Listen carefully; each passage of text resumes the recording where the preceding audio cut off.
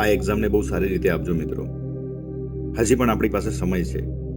જેટલો પણ સમય છે ને એ સમયને નીચોવી નાખો અને જે પણ સમય મળે, જેટલો પણ સમય મળે એ બધો જ સમય એક્ઝામની તૈયારીમાં લગાવી દો. વાંચવામાં કોન્સ્ટન્ટ તમે કોન્સન્ટ્રેશન રાખો અને જે પણ સમય બચ્યો છે આપણી પાસે એ બધો જ સમય અત્યારે હાલ કહીએ ને કે તન તોડ મહેનત કરી લો.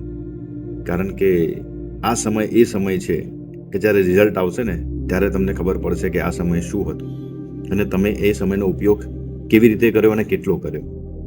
કારણ કે દુનિયા છે ને તમારી કરેલી મહેનત નથી જોતી, ફક્ત ને ફક્ત પરિણામ જોવે છે.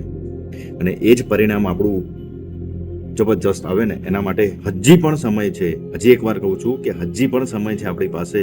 તો આ સમયનો પૂરેપૂરો ઉપયોગ કરીને, એક એક સેકન્ડનો ઉપયોગ કરીને એવી તૈયારી કરો કે તમારા ધારેલા પરિણામ કરતાં પણ સારું પરિણામ તમે લાવી શકો. જીતેન્દ્ર પ્રજાપતિ, રાધે રાધે.